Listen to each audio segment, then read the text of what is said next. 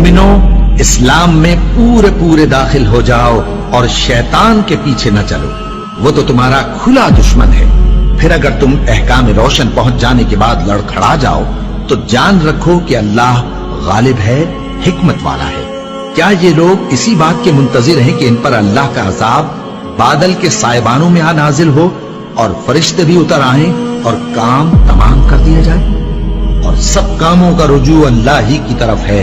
اے پیغمبر، بنی اسرائیل سے پوچھو کہ ہم نے ان کو کتنی کھلی نشانیاں دی، اور جو شخص اللہ کی نعمت کو اپنے پاس آنے کے بعد بدل دے تو اللہ سخت عذاب کرنے والا ہے۔